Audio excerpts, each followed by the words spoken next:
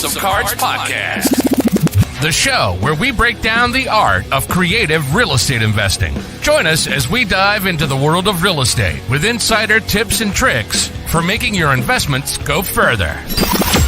From buying with no money down to flipping properties for profit, we've got you covered. Plus, stay tuned for expert guest speakers who will share their knowledge and experience in this ever-changing market. So grab a seat and get ready to learn the secrets to success in real estate investing. And now, from Alaska to New York, your hosts, Chris James and Jesse Stanton. What's going on, guys? Good morning. What's going How on? are you? Yeah. We got to get that changed. I was literally thinking the same thing. We definitely got to get that changed, man. Or is it going to be from Florida to Florida? It's going to have to be like from Orlando to Kissimmee. Your hosts. Oh, that is hilarious. How's your day going this morning, man? Good, man. Good. I just got back from the gym. I spent a little bit longer in the shower than usual. That sounded weird. Not for the reason that some of you guys might be thinking. I had a really neat opportunity yesterday. I was able to. I'm going to be on the TEDx Talks, and for those of you guys that don't know, they have 41 million subscribers or something. It's like the world's biggest stage. And so I'm just prepping for a TED Talk. So I was just in the shower thinking,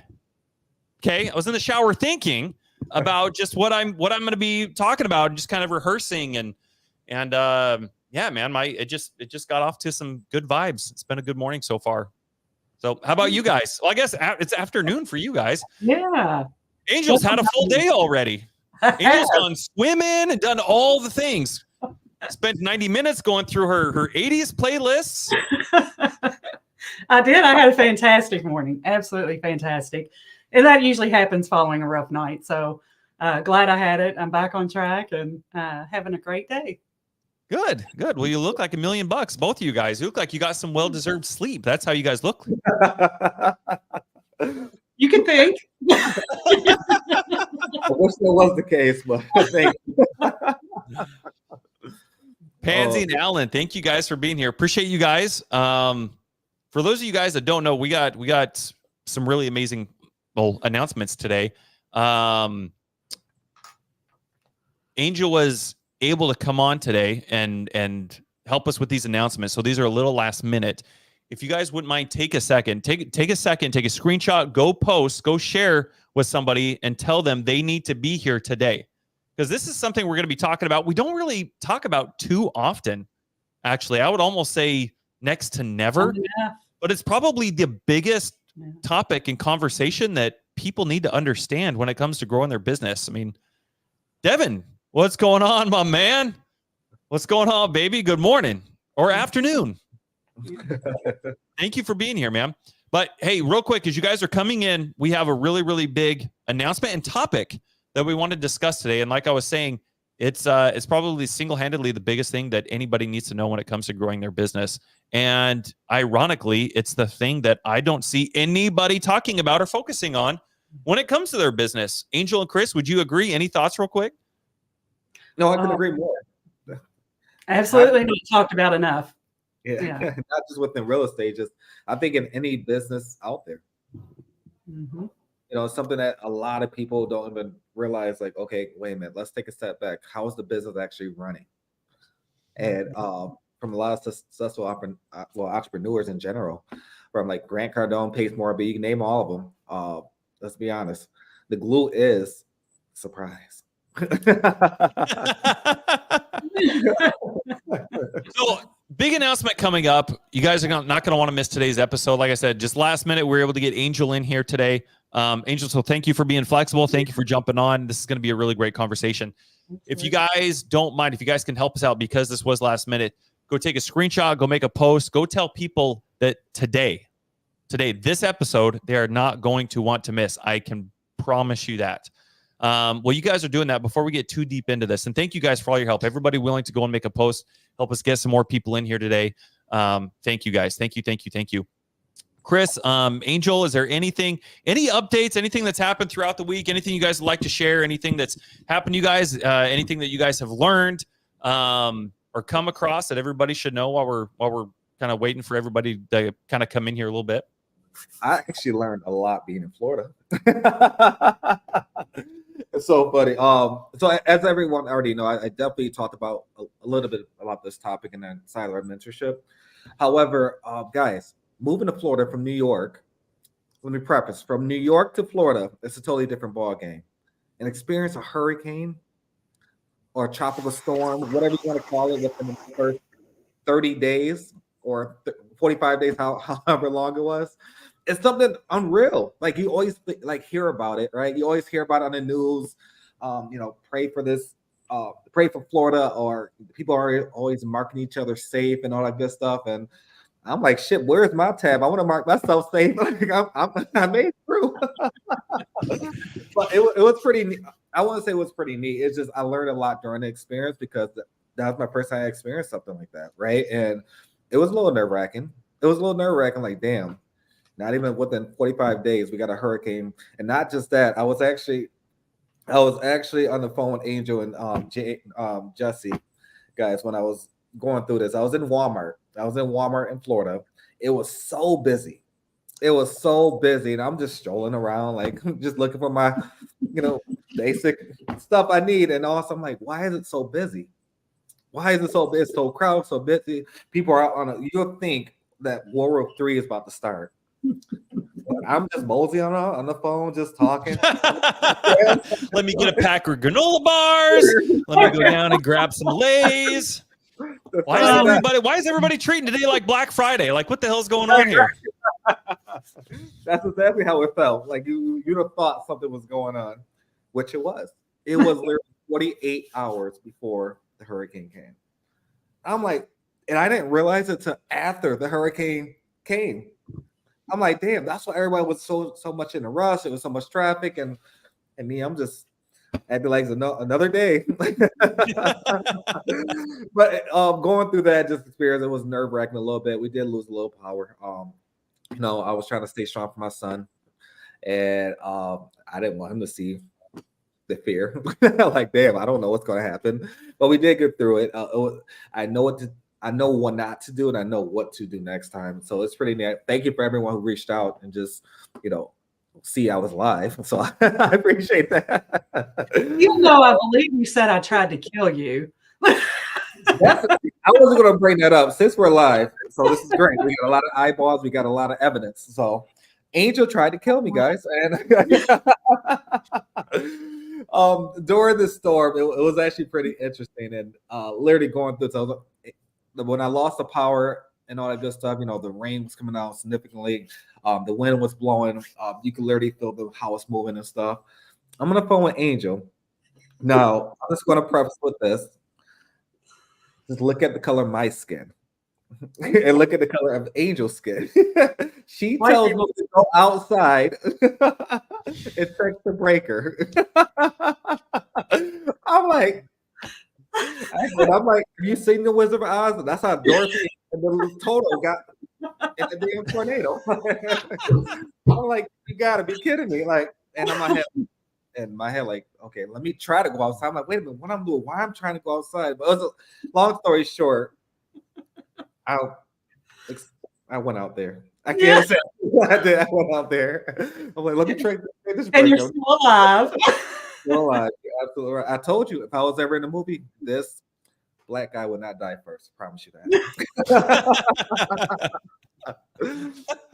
But all seriousness, for those who may have lost a family member or friend during a storm, I am very sorry. We did when I turned the news on, finally I started watching more news ever since I actually moved to Florida.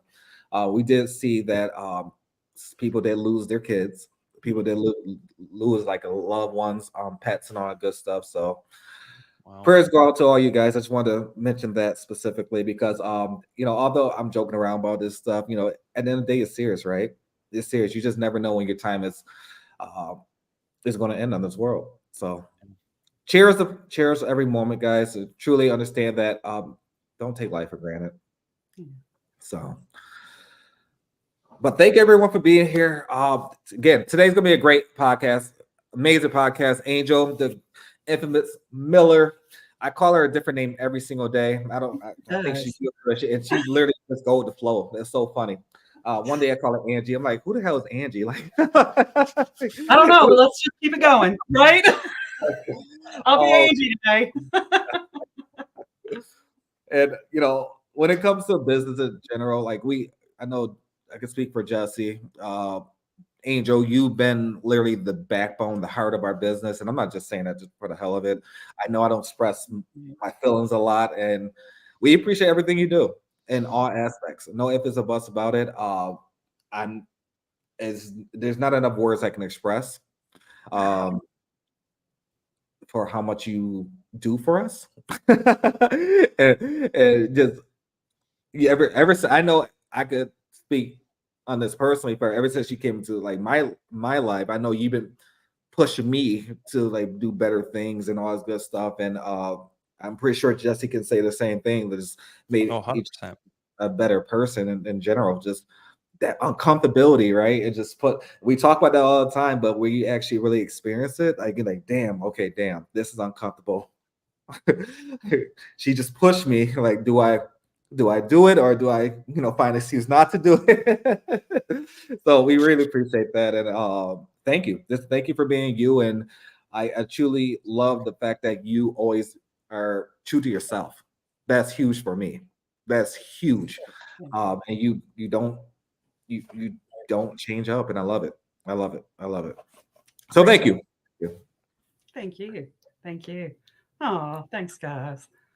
Yeah, I appreciate that, because that's probably one of the hardest things to do in life is stay true to yourself and what's good for you. Always, people, businesses, things will come in and out of life, but you're always true to yourself. You're always going to stay on the right path. So that is truly one of the best things you can do for yourself. Yeah. So thank you that you noticed that and appreciate that, guys. I appreciate that. Yeah. Absolutely. So today's topic, guys, is more so, as you guys can see, is house cleaning operations announcement. What do you guys, I want to see in the chat, think today's episode is going to be about, or maybe what the announcement may look like, or do we even have an announcement? I don't know. I don't know. So I'd like to see in the chat if you guys are here. What do you think that announcement is today? And while we wait for the comments to come in, so Jesse, you're going camping before it actually falls. Hopefully. We'll see. I woke up this morning to go on my way to the gym, and there's snow on the freaking mountaintops. Yeah. It's August. We're a week and a half into August. That is hilarious. Sorry. I can now bench 315. Was it because I cut my hair? Is it because I don't look like it? Did I tell you guys it? Did I tell you guys this? I know I told you two this. Speaking of camping, I was camping in Homer, and I went into the grocery store over the 4th of July weekend, and I'm in this aisle, and somehow I get to talking to this lady. Come to find out, she runs one of the cannabis stores local to the city we were camping in.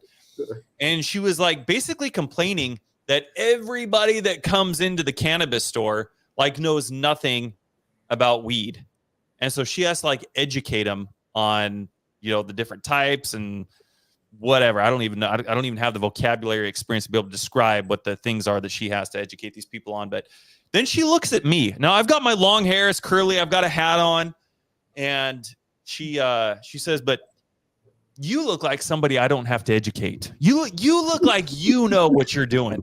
And I didn't know how to take that.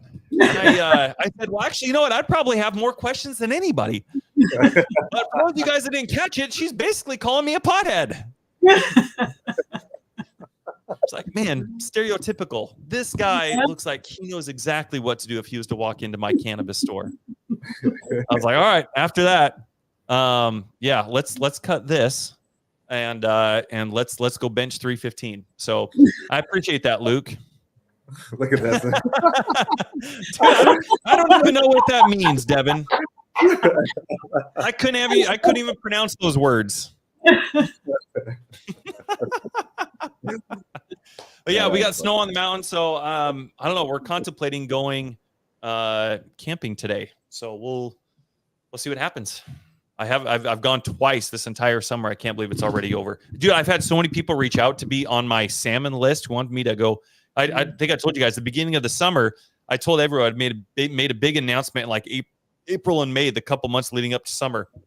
Guys, I do a lot of fishing. And I catch more fish than I'm going to eat this year. So if you want, what I will do, everybody who hits me up when I go fishing and I have a surplus, I'm just gonna go down my list. I'm gonna call you and be like, hey, I've got fresh salmon. If you will pay to ship it, I will send you what I caught. I'll send you the fillets.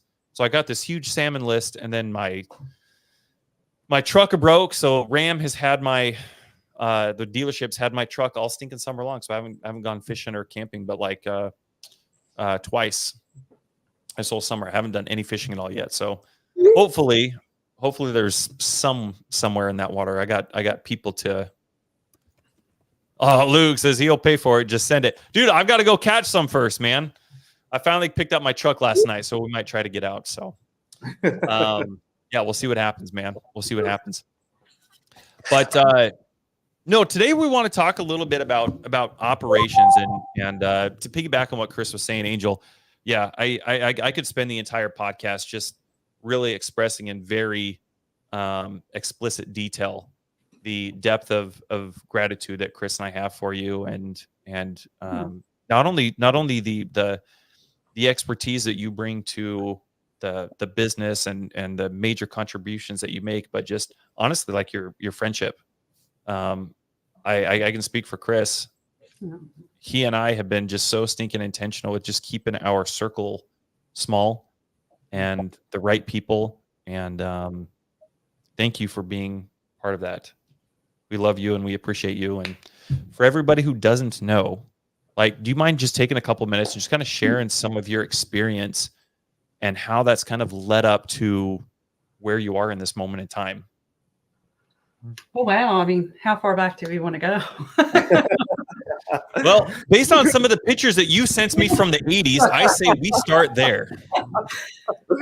Well, I was operating in a different directive in the 80s, okay? But those were definitely my prime years. Oh, so you can answer this question then. No, I'm going to say like 90s were really my prime years. But anywho, I have probably been managing people and processes for, almost 2 decades. I started out, well, I did all the things that you're supposed to do. I went to college straight out of high school first. My mother really pushed me to do that because, of course, you have to have a college degree to make money, right? That's the only way you make money, especially the mindset then, Mm-hmm. We didn't have the internet. Well, we did, but, it wasn't like it is today. And, that's just what you did. So I did that and I went all in, went big, did 2 minors, 2 majors, eventually went on to get my MBA. From there, once I had gotten my degree, I wanted to, hop out and take the business world by storm, right? I felt I was well equipped to do that. And come to find out, even with degrees, you hop into a junior management job making $35,000, $40,000 a year because you don't have any experience. You got all the credentials, but no experience, right? So at the time, I ended up where I was doing books at night at a restaurant. The manager's like, well, heck no, don't leave. I'll just make you a manager here. And I was like, okay, cool. Can you beat the 35K? And he was like, heck yeah.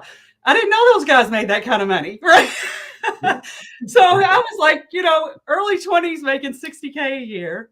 Yeah, I was doing my thing. I actually ended up having to fire my boss and took over as a managing partner and ran that business, took it from, them making netting over a little over 1.2 million, I think it was at the time.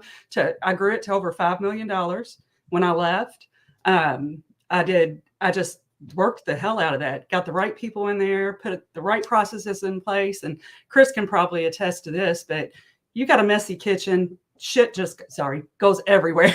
You got to have your aces in their places. And that was really like very foundational for me in operations, just learning, not the basics of the P&L, but how to build a proper team, how to build a culture in a company, all of those things. And, from there, I ended up moving forward as I had children, and, you can't continue to work 60, 70 hours a week when you've got 3 kids. I ended up segueing originally into real estate, wanted to be a real estate agent. That happened to be at the same time, 2008, everything was crashing. Segued into mortgage loans at the time because it was an easy segue. And then things continued to get bad. Subprime lending went under, all those things. So I segued into higher education on the loan side because at the time, our government didn't own all the student loans. They were backing them, but commercial banks were still actually originating those loans. So I stepped into the university then, and then spent another decade or so with the university, really just moving up through the ranks. I switched different departments, leadership. Every time there was an underperforming department, they would make me oversight it to get it back up and running. At the time, we had actually acquired a couple of other schools, so I had to learn mergers and acquisitions. It just opened up like anything operational in a business, any negotiation, any governance, compliance, ethics, all of those things at some point ended up under my charge. And it really just allowed me over the years to really hone my business acumen and really put that MBA to work. Through mergers, learning how to merge an acquisition, which a big part of that, just so you know, is not all about the money and the negotiations. It's about the team. Because when you're merging 2 entirely different teams of people that are doing things one way and have been doing things one way for years, and now you're putting them with another team that's been doing things for years, that is probably always going to be your biggest obstacle. And I was very successful in that. So I ended up running mergers and acquisitions for 7 different teams.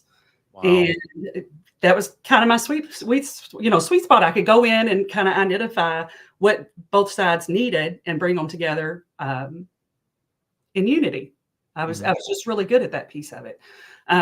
So anyway, in 2019, actually, I decided I was still working at the university, but I decided that I really wanted to get back into real estate.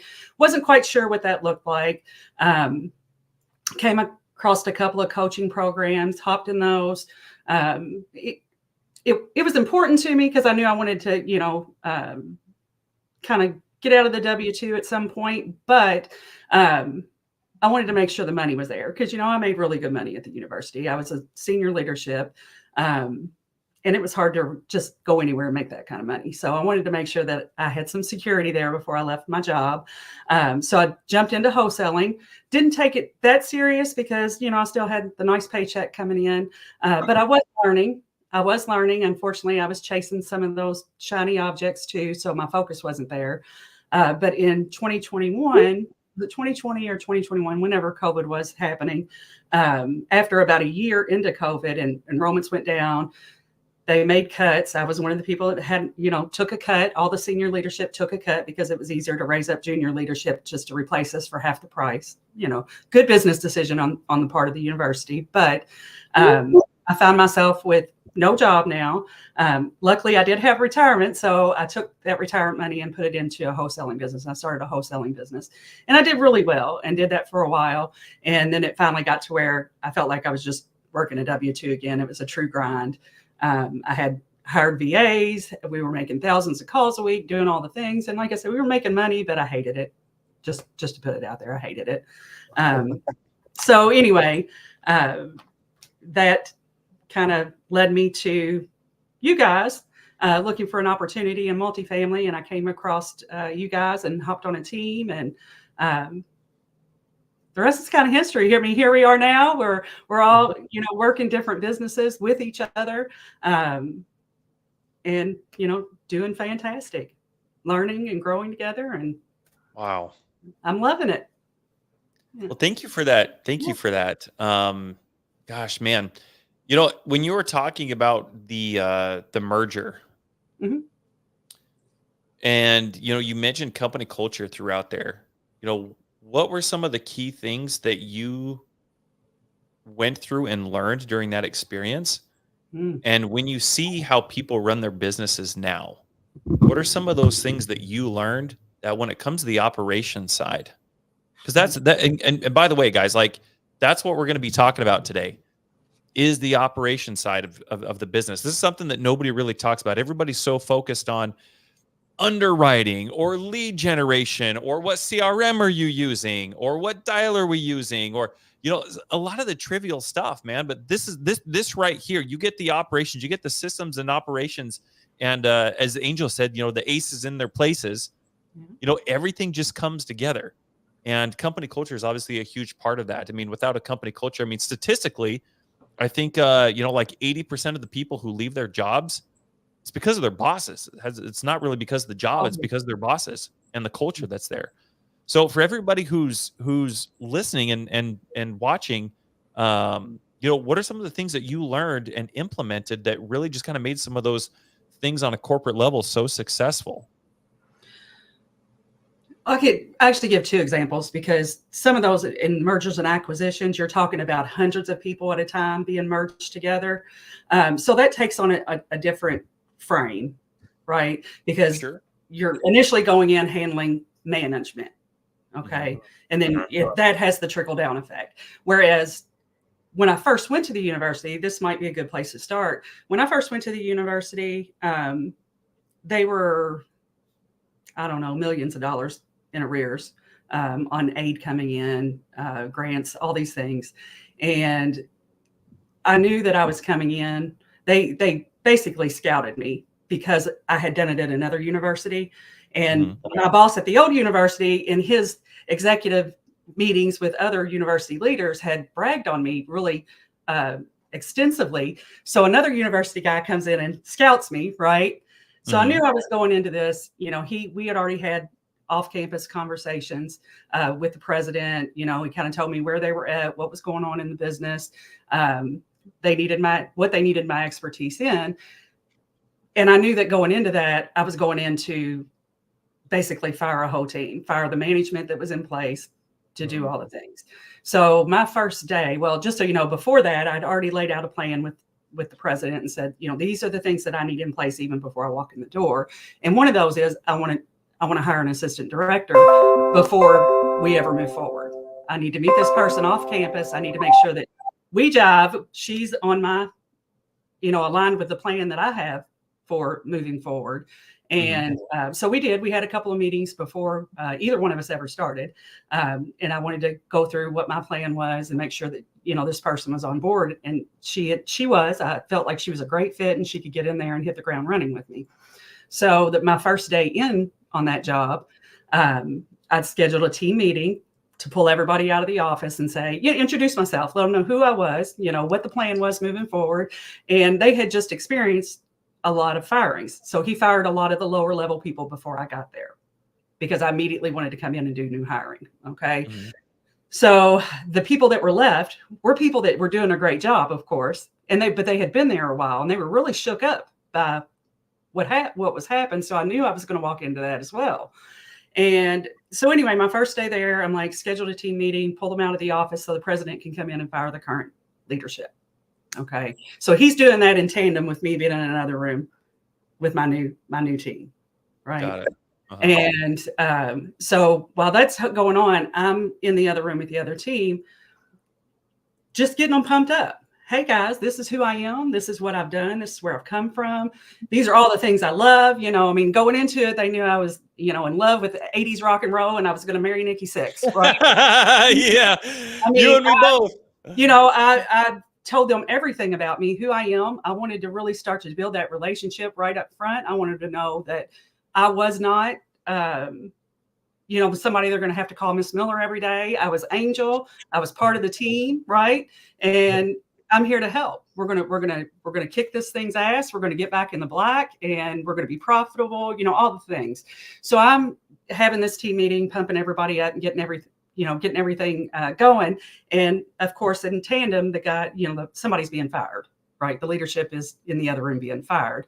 So at the end of that, I was like, well, as we transition back into the office, I want you to be aware that X and X is no longer with us, but I have this person. And I chose this person, and the president of the university chose this person specifically because she was already in the university, not in a leadership role, but she had previously been in a role where her hands were kind of everywhere and everybody loved her.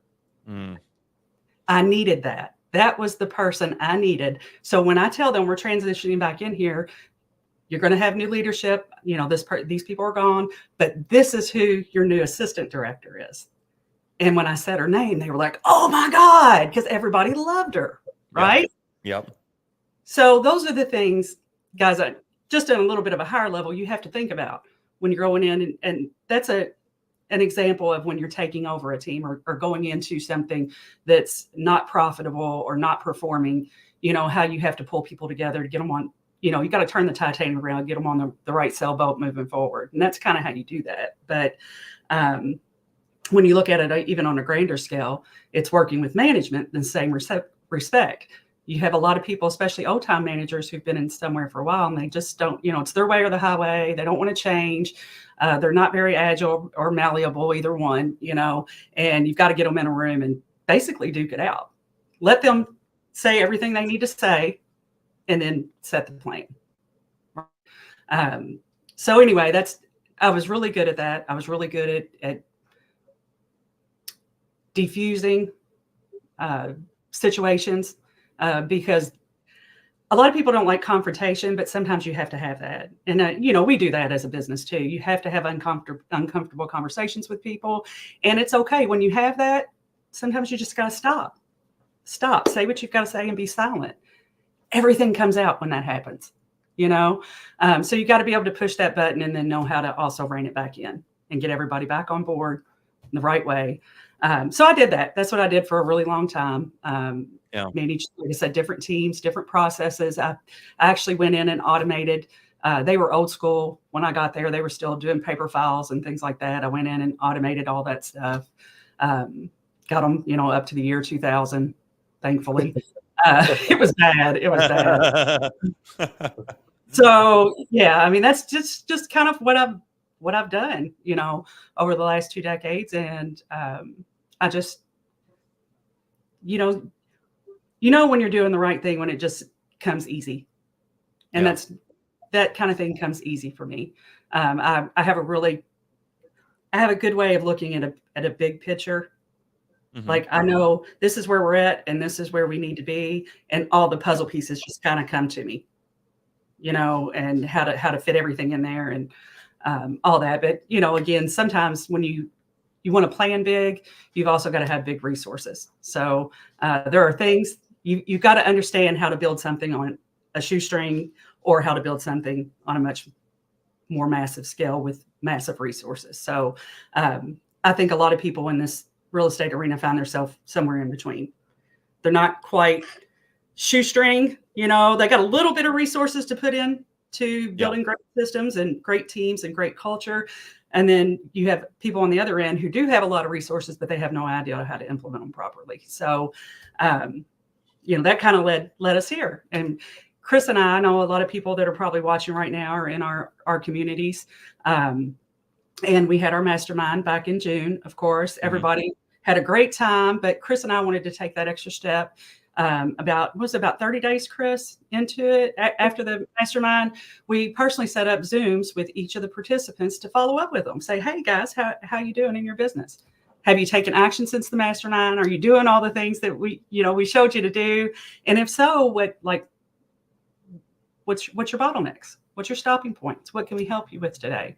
And, over, 30, 40 conversations that we had, what we found is people were taking action and massive action. They were doing great jobs. They were taking it all in. They continued. with the group in the mastermind, after the mastermind, which you see rarely, because a lot of times you go do these things and then you go back home and you forget it. You don't even talk to the people that you met there. You don't put it into action, right? But these people did. Our people did. And it was fascinating to see them. The wheels were turning. They were moving the business forward, but they kept running into specific obstacles. And most of those obstacles happened to be operational pain points. So Chris and I was like, our go-giver spirit, we got this, because Chris is very natural at this too. Chris and I have a very, very similar background. Chris's background is very similar to mine, in how he's managed people and processes in the industries that he's worked in. And we just wanted to take the opportunity to really push this portion of the business, and try to be a resource, because this is where people really get tripped up. Your operational excellence or not can make or break your business. Doesn't matter how consistent you are. If you're consistent at doing bad processes every day, you're still not going to be successful, right? Right. Operations is the backbone of the business, and you have to get that piece right. You will continue to fail in operations. That's why you need resources. Okay, we do it. We roll things out because it's most important to take action. And then you find, oh shoot, let's backtrack a little bit because we need to fix this piece of it, right? And that's okay. That's part of operations. That's part of failing forward. That's part of fixing the things in your business that are broke, to make them better. So, thanks, Michelle. So that's where Chris and I kind of want to come in and say, hey, we want to create a community for operations, because it's one thing that people, in my experience, they're afraid to ask the right questions because they don't want to look stupid. Or they don't want people to know that their business is running that bad and they can't figure it out themselves, right? Yep.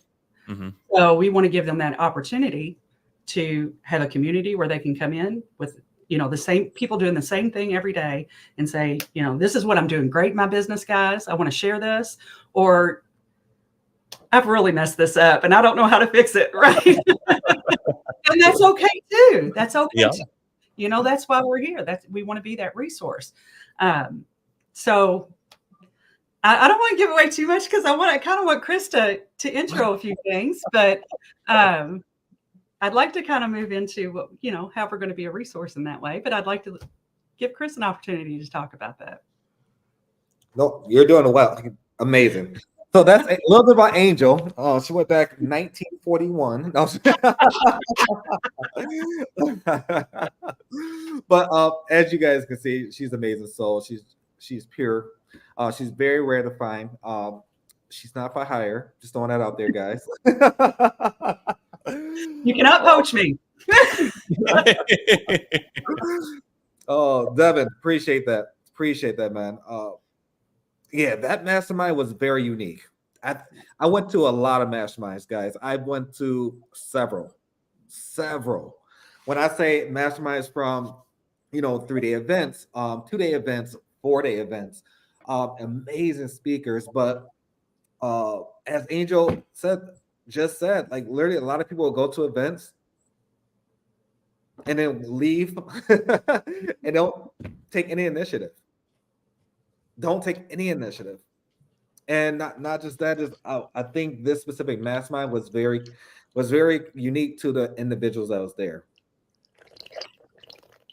Like myself, Angel, Jesse, James, all the participants that was there, and all the speakers. We literally picked out those specific individuals because we want to make sure this was a unique experience. Not just on the speaker standpoint, but also for the VIP. The VIP, you guys know what happened. And plus, it's just the fact of you want to what happens in Vegas didn't stay in Vegas. That's hilarious. Thank God. You guys are killing it. Yeah. It just, the people there, and a lot of people know this about me, I really like to truly understand what their business is, where I can just look at them and understand, okay, great. John Doe is going through this situation. Jane Smith is going through this situation. And I love the fact that everyone's very vulnerable and opened up to the fact of, they understand that it's okay to be transparent. It's okay to be vulnerable. It's okay to say, I effed up. I effed up and, I need some help pivoting. Is it the right partnerships? Is it the right business goals? Like, it's a lot of different things. A lot of people don't realize they got to take a step back. And one thing I really learned from there is just just understood the fact of everyone's really going to go through whatever they're going through, whether it's physical, financial, socially, mentally, whatever that looks like. Everyone's going through something. Let's be honest. Everyone in the world is going through something. They may not speak about it, but they're going through something. And to be in a room of about close to 60 strangers and be able to open up, it can be intimidating. Shit, I know it was like that for me a few years ago. it was very intimidating. I still don't like to share. I'm working on it. So that environment, and I kid you not, I won't ever forget it. It was something it was a unique experience where I literally took days to really jot down what everyone was going through and really understand exactly how I personally can really help them. Or can I not help them? Do I need to say, hey, Jesse, Angel, I need you guys to step in and help this individual because this is your specialty? So there's a lot of different things when we have these masterminds, these events, these kind of, just whatever, these networking, social planning events, whatever you want to call it. We always do it with very great intent and understand exactly who our audience is And what they need. 100%. Michelle Cindy. Because of the mastermind, I woke up on day 2 with a mindset shift that changed everything. That I can agree with. That I see. And this is knowing Michelle from many years.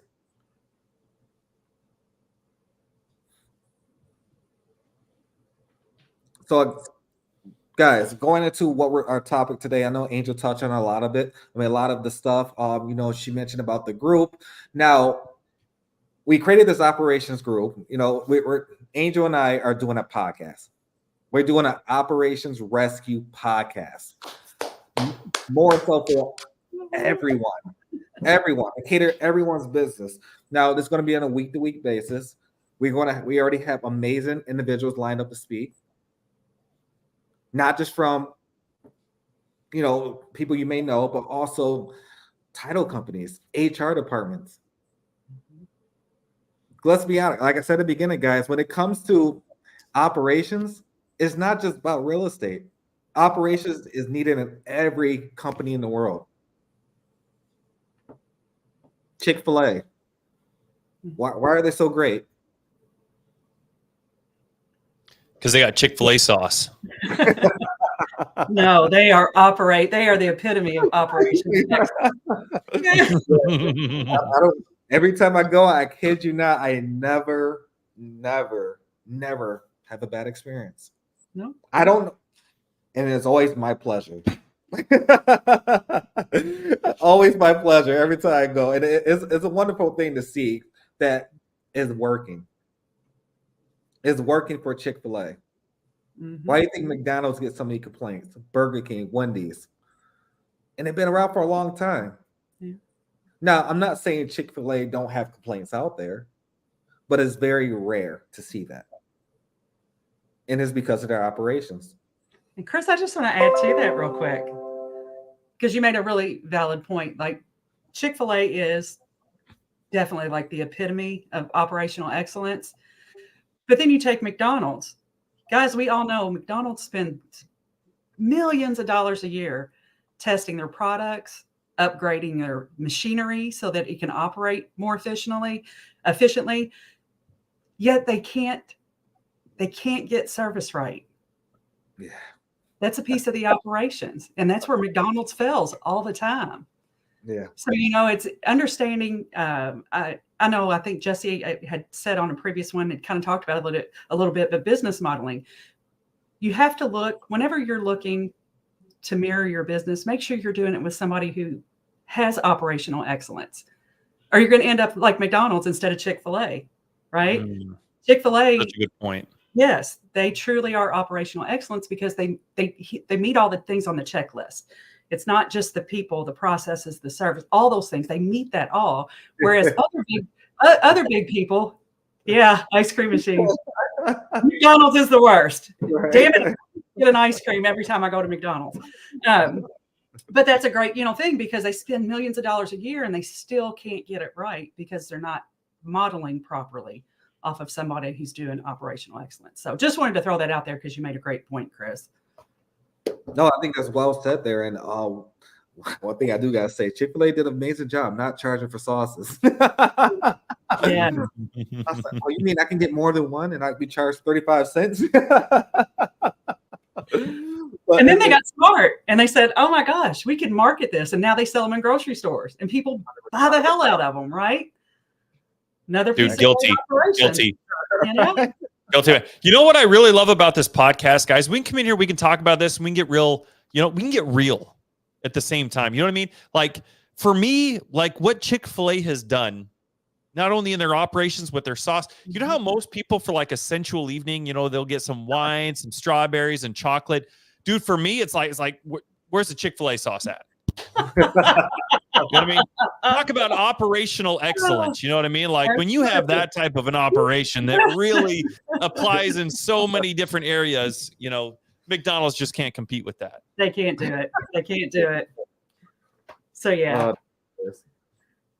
So again, it's just that opportunity, guys, for you all to be able to hop into a community, talk about where you're at personally, professionally, what's going on in your business, what are your bottlenecks, what are your opportunities, and being able to share those with other operation managers or other people that are running their business is just going to be. I don't even know if I could put a word on the value of that. Because that's not something that you have every day. You have a lot of coaches out there and they can coach for a lot of things, but there's not really coaches out there for the operational piece of your business. So we not only do Chris and I want to take that charge, but we want to empower those of you who are doing business every day to come in and talk about it and share and try to work together to mitigate issues. And Chris didn't get to it yet. I thought it would be the first thing that he would really talk about was more about the podcast. We are actually, not only are we going to bring you guys great guests, as Chris said, but one thing that we definitely wanted to make an opportunity for you all was the kind of that hot seat opportunity where you can bring, if you've really got a bottleneck in your business, say you've got a non-performing asset, or maybe you don't understand how to build your team, whatever that bottleneck is, whatever that issue, that problem is for you, to bring it on the podcast live, and Chris and I can help you mitigate that right there live on the session. So you leave with answers, how to move your business forward. So just want to throw that out there because I think that's going to be really key for a lot of people, those who aren't afraid to say, hey, this is where I'm stuck. And we're going to be able to help you with that right there on the podcast. I'm glad you just mentioned that because a lot of people think like, why would I want to bring my problems public, right? Yeah. But you never know who's actually going through the same thing and kind of need that actual push into the right direction. It's funny because most people are. Oh, yeah. Like somebody brings up something and I can't tell you how many times I have thought myself, and I know other people have as well. It's like, oh my gosh, like I wanted to ask this, but I didn't want to ask this. So I'm so glad this person did. Yeah. And that's the point, Jesse. You got to get people you got to eat the bullet. If you want your business to grow at some point, you got to eat the ego. Ego has no place in operations. Okay. It honestly has no place in operations. You have to be okay with saying, this is where I'm stuck. How do I move forward? Because not everybody has that knowledge. I love entrepreneurs, definitely will always have the sweetest place in my soul because it's the hardest thing in the world to do. But you know what? You don't know everything as an entrepreneur. You know what you know, right? That's it. So until you can deflate the ego a little bit and come humbly and say, I know I'm doing great things, but I can't move that needle because of this. When you can get to that point, you'll see growth in your business. And that's all we want. That's what we're here for. That's what we want to help you do. We want to see everybody grow. That's the name of the game. You're not really an entrepreneur if you're not growing. Just want to put that out there. You're a dreamer. 100%. 100%. So, you know, we want to open that up to you and help you. You know, collectively, Chris and I have truly decades of experience in this particular subject. And I would say we are subject matter experts. We've failed a lot, but we've also grown a lot. We've learned a lot. We've educated ourselves. And we want to give all that to you as a resource, free of charge, right? Bring your crap to the table and we'll fix it right there live on the podcast. You know, it's almost like I'm daring you. Please bring it. Let us see how we can move that needle for you. And we want to, you know, we just want to be that resource. We identified that's really the biggest problem in our community after having tens of, I don't know how many conversations now. I know those problems are out there and I know that's where you guys are struggling. So let us be that resource for you. You know, Angel, I'm so glad that you mentioned that, because I want to go back to that in case anybody didn't catch really there was something that was just so key there that I think most people, in my experience, and I guarantee I can speak for you guys as well, that most people miss. And you said, this is something that Chris and I are subject matter experts in. Absolutely. Now, in order to become a subject matter expert in the military, we're big on acronyms. SME, we call it a SME. SME. And so in order to be a SME on something, what you can't do in order to become a subject, if we were going to create a list and we were just going to say, Angel, if the goal was to not become a subject matter expert on something, let's create a list on all the things that we would do that would guarantee us that we would not be a subject matter. Give me 4 or 5. Like, what are some things that we should not do if we want to guarantee? I really only have one. Don't ask questions. Okay, so don't ask questions. Right. Wear all the hats. Yep, absolutely. Don't wake up whenever. Execute with no intentionality. Don't remain consistent. Do not be consistent. Don't educate yourself in the subject matter. Definitely do not educate yourself. Don't read any books. Yep, don't do that. Don't talk to people. Don't talk to people who are successfully doing what you're doing or wanting to do. I love Stay that. comfortable. Yeah, absolutely. You know what's really cool? Here's something that's really cool. When most people are trying to figure out how to get good at something, they're like, gosh, man, like what should I be focusing on? What should I be doing? Like, it, for some reason in our heads as humans, in our mind, it's hard to come up with a list of things that we would need to do to be a subject matter expert. But if the goal was to not be a subject matter expert, it's like, man, well, if we wanted to guarantee a complete failure in this, what do we need to do? I mean, in 5 seconds, we created like 10 things right there, right? And the funny thing is now you just do the opposite. And that's what you've got to do to become a subject matter expert in something. Yeah. And here, I heard Dean Graziosi say something one time, and I just thought it was the way that he communicated this was so perfect. And this is really hats off to you and Chris and the amount of value that you guys are bringing here. Dean Graziosi talks about staying within your zone of genius.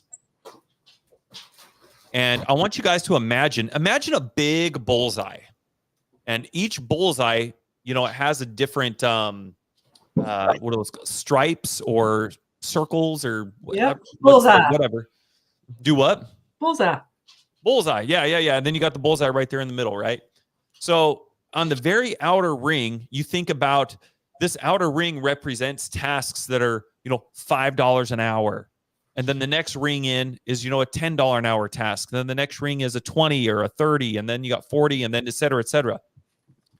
If you want to make $1 million a year, then that means that when you break that down to an hourly rate, that means your time is worth $500 an hour. You don't get to be charging $500 an hour for something if you're focused on all of these other things. There just is not enough time when you're doing all the things. And this is where it comes down to the operation side of things. You need to have and understand what operations needs to look like So you know how to buy back your time so you can acquire the skills where you can just stay within your zone of genius, and the people that you're bringing in. Oh, that's cool. I thought it was doing a heart. So you get to stay within your zone of genius, and you allow the people that you're working with to stay within their zone of genius. And that's the only way you get, when you dedicate all of your time, energy, effort into just building that skill. That's how you get to where your time is worth more, when your business is thriving more, when you're doing all these things. But unless you understand how to build out an operations and like you said, just empower the individuals that you're working with, and everybody takes accountability and ownership of those responsibilities, you're never going to be able to get to a position where you are a subject matter expert in something, because you're kind of the jack of all trades. You kind of know how to do a little bit of a lot of things.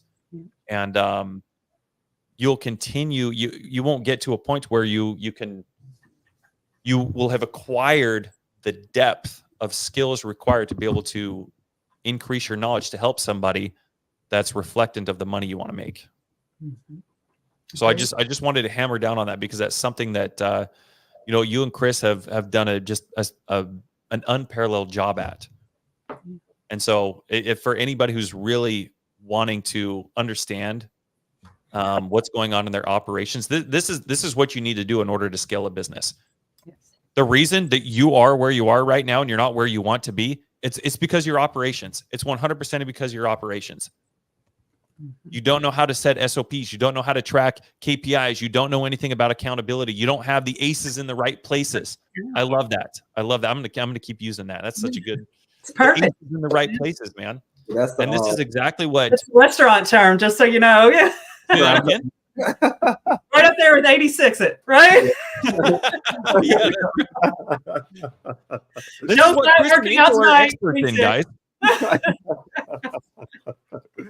No, thank you guys. Thank you for Absolutely. sharing that. What are some final thoughts? Where I see you guys got we've got the Facebook group right here, scrolling on the bottom. For those of you guys that don't know it, you can go to this website, facebook.com/group/operations rescue.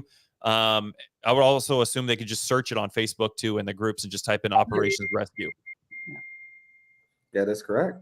That is correct. Guys, we're here for you. We're always looking to be a resource. When it comes to operations as excellence, I should say, it's something that we really practice. We learn from it. Let's be honest, like everything we're doing, it's coming from experience as well. Of course, you can read a ton of books and all that good stuff, but at the same time, not just read it, but you really have to go through the trenches to really understand exactly how to pivot through it and what that looks like on a scale. And guys, you can't do it alone. You cannot do it alone. Very thankful for Angel, Jesse, James on literally every day, every single day. So when you guys find your business partners and your tribe, tribe of millionaires as they call it, right? Really look in depth as far as what they do on the business side, but also personal, and see exactly what the alignment looks like. Because sometimes it won't be alignment there. And a lot of people force things that's not really there. And that's where, let's be honest, the operations start to fall apart. And you're trying to figure out what's really going on. How can I fix it? Well, we're trying this way. But no. Let's sit down and have a conversation and really see exactly what alignment is. And that's okay if you guys have, differences. You're not going to always agree. You're not going to always agree. Hell, myself, Angel, Jesse, James, we don't always agree all the time. And that's life. That's when you have a business partner who doesn't, enjoy in sync as much as you do, there's going to be disagreements. So I'm so really mad I couldn't heart Chris. Like my hearts don't come up on my screen. But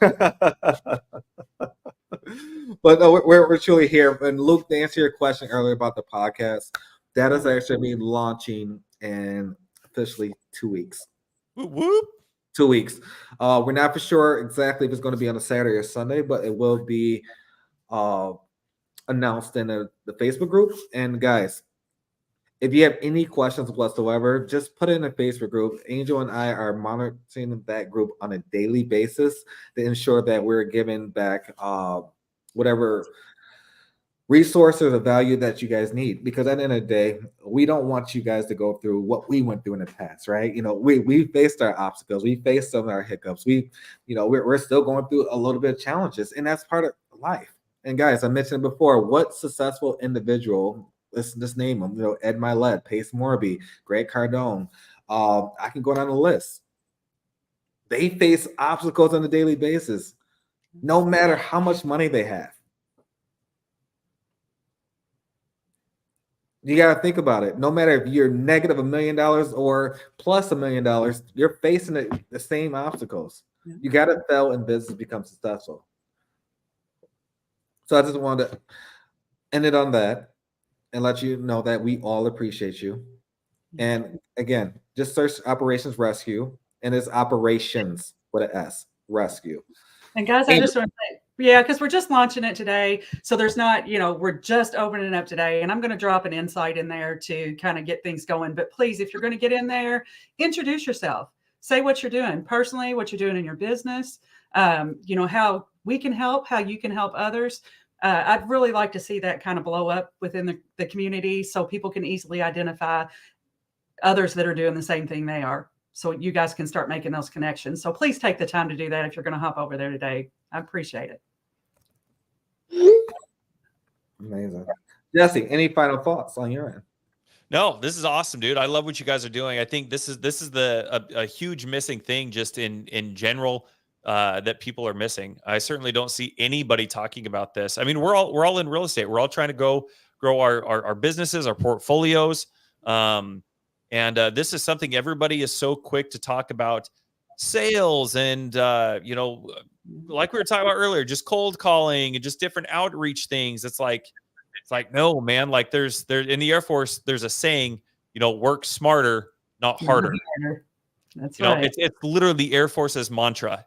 And, this is exactly what people need. This is something you guys are bringing something to the table. You guys are bringing expertise and experience to a market that nobody is talking about, and doing it at the level that you guys are playing at, man. So no, thank you both. Thank you guys for everything you do. Thank you for your friendship, partnership. I'm excited to see what you guys do and help contribute any way that I can, man. Congratulations, you guys. That's awesome. Thanks. Thank Can't wait. Excited to see who hops in and how we can help. Yeah. Love it. Well, I hope everybody has. What's up? No, go ahead. Oh, go ahead, dude. Take us out, my man. No, I'll say until next time, guys. We'll see you next week at 1:30 Eastern Standard Time. And we appreciate every last one of you guys. And guys, don't be afraid to always reach out. I had to learn the hard way. A closed mouth don't get fed. See you guys. Thanks for listening to the House of Cards podcast with Chris James and Jesse Stanton. We hope you've enjoyed this episode and have learned something new about real estate investing. Be sure to follow us on Facebook and Instagram for more tips and tricks. And don't forget to subscribe on your favorite podcast platform so you never miss an episode. Until next time.